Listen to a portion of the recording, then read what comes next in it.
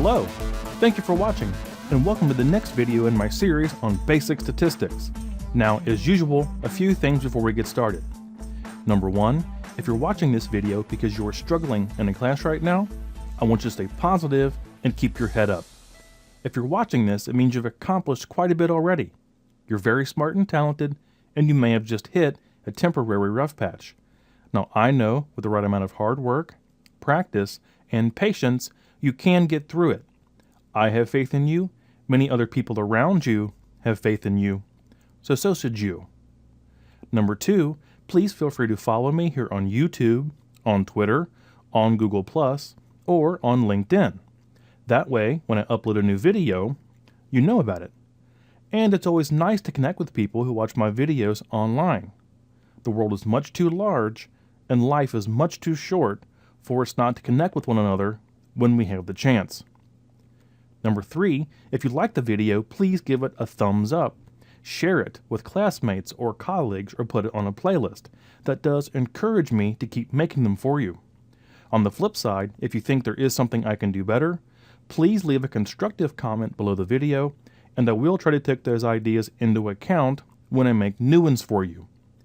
And finally, just keep in mind that these videos are meant for individuals who are relatively new to stats. So I'm just going over basic concepts, and I will be doing so in a very slow, deliberate manner. Not only do I want you to know what's going on, but also why and how to apply it. So, all that being said, let's go ahead and get started.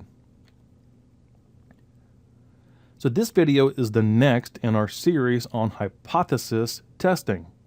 And to be honest, it's a bit more advanced than what we've been doing in the past few videos. And the topic is how to calculate type 2 error. Now, if you remember, type 1 error is easy to find because, well, we choose it. So we choose an alpha level of 0.05 or 0.01 or 0.10, whatever it might be.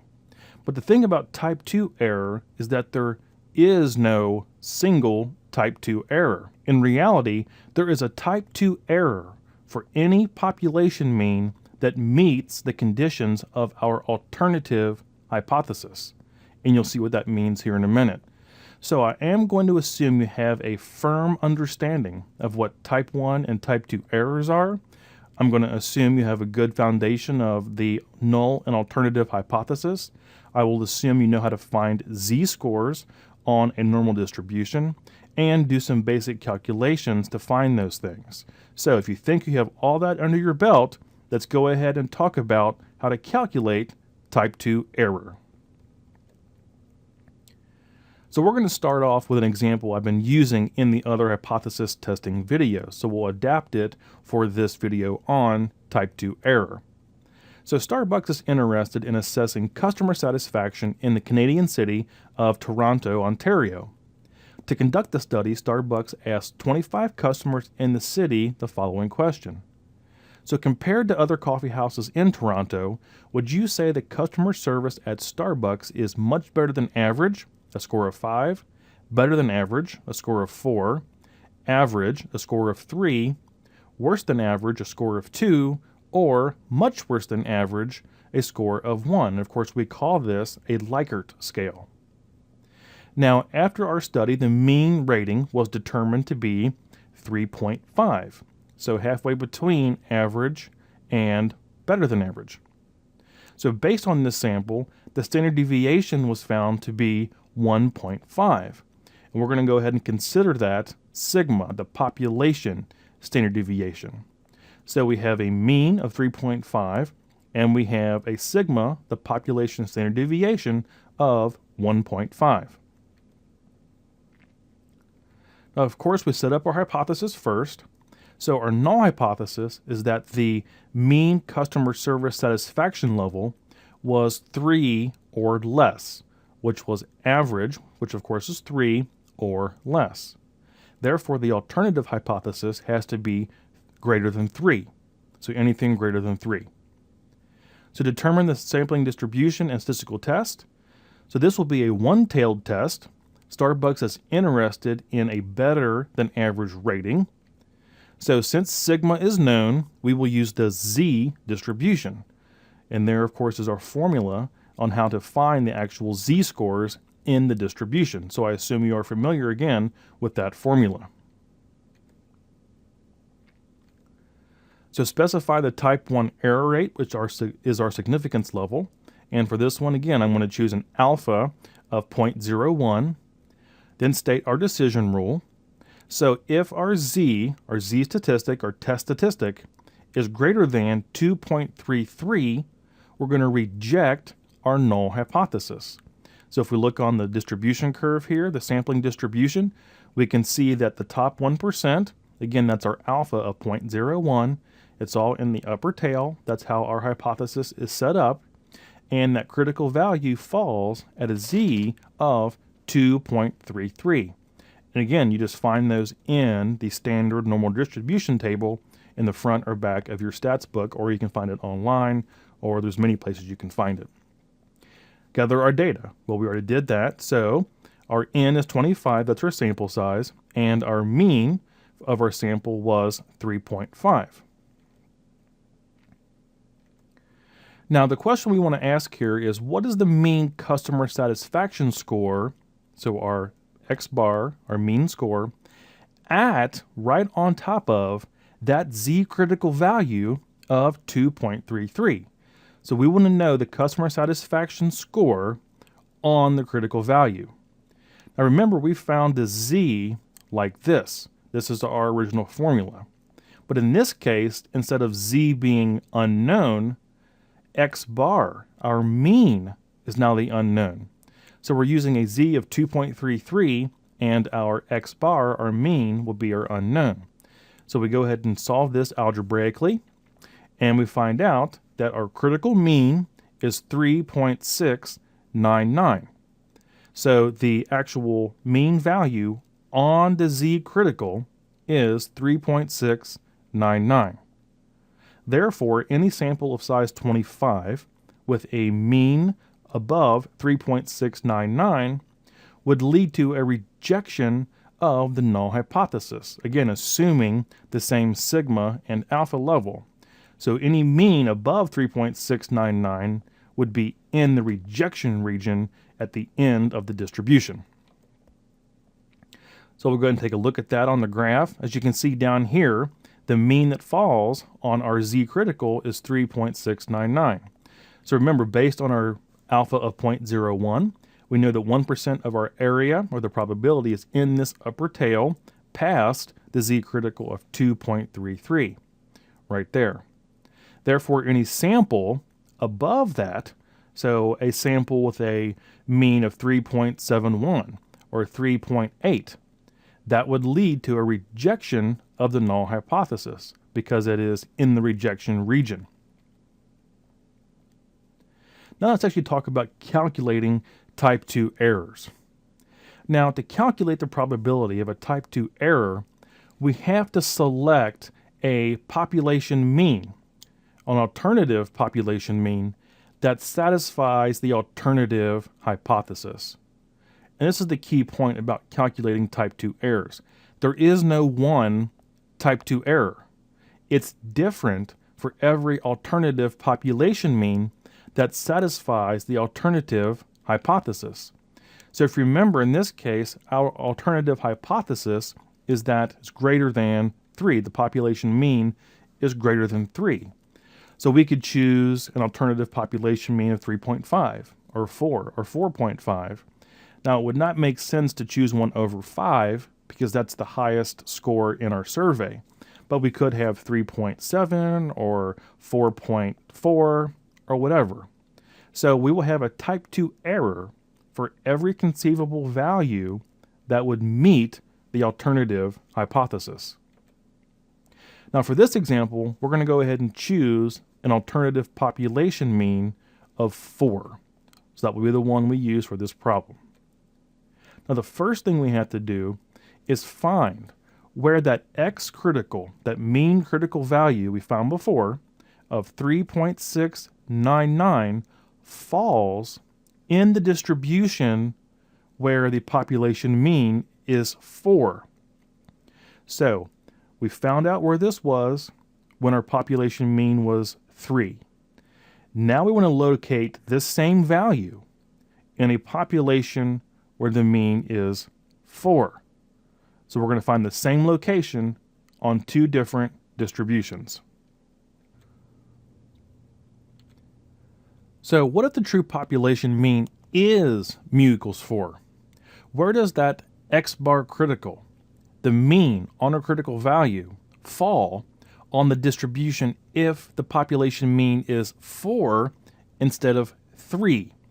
So we're finding the same location just on a different distribution. Now the first thing we have to do is find the z value, and we do that the exact same way we've been doing up to this point. So our mean is 3.699, that's our x bar, minus our population mean, which in this case is 4. And then we divide by the same standard error we've been doing up to this point. When we do that calculation, we come up with a z of -1. So this mean of 3.699 is 1 standard error below the population mean of 4. So we'll go ahead and put that on a curve. So you can see we have a distribution here with a population mean of 4, and the location of that critical mean of 3.699 is 1 standard error below the mean. And again, it's just a typical z-score. Remember, a standard error is the same thing as a standard deviation of the sampling distribution. So, same idea. Now there's quite a bit of information on this slide, so if you really get this slide, you're pretty much home free. So I'm going to go through it pretty slowly so you can grasp everything we're talking about. Now remember, our null hypothesis is that mu, or population mean, is less than or equal to 3. Therefore, our alternative hypothesis is that mu is greater than 3. So here is our distribution for our null hypothesis. So again, we have a hypothesized mean of 3. We have our non-rejection region in the middle of 0.99. We have an alpha of 0.01. So we expect 99% of our sample means to be in the blue and 1% to be in the brown there at the top. And of course, our z-critical is 2.33. This is everything we've been doing up to this point. Now what we want to do is align this distribution with a population mean of 3 to our other distribution where the population mean is 4. And we're going to do that using this critical x bar value of 3.699. So we found the location of this sample mean in both distributions. So all we have to do is line them up on that value. So you can see that the z-critical of 2.33 in the bottom distribution lines up with the z-critical value in the top of -1. So we're just lining up these two distributions based on a common mean. Now what we want to do is find the probabilities in both regions in the upper distribution where the population mean is 4. So the easiest way to do this is just to open up Excel. I'm using Excel 2010, and you can use the norm sdist function to calculate the cumulative probabilities in a normal curve. So we want to know the probability from all the way to the left up to a z of -1 in the normal distribution. So we do that and we come up with 0.1586. I'll go ahead and round that to 0.16. So the probability, or the area, in the left side is 0.16. Therefore, the probability, or the area in the right side, is 0.84. So if in reality the population mean is 4, then there is a 0.16 probability, or 16% probability, of not rejecting the null hypothesis when it should be rejected. Now let's take a look at how this would work. So let's say we have a mean that falls where the red stars are. Now, if we assume the null hypothesis is true, we would fail to reject the null hypothesis because it landed in the blue area. It landed in the non-rejection region. However, if in reality the true population mean is 4, what would have happened? Well, we would have failed to reject that null hypothesis over there on the left when we indeed should have. And that's assuming, again, if the true population mean is 4, if we got this mean, we would end up failing to reject the null hypothesis incorrectly. Now, another way of saying this is that 0.16 of the time, or 0.16 of the population mean of 4, that distribution, is shared with the non-rejection region where the population mean is 3. So you can see that the brown color in the left-hand side of the top distribution overlaps with the blue portion of the bottom distribution. So any mean that falls in the brown region at the top would be in the non-rejection region in the bottom.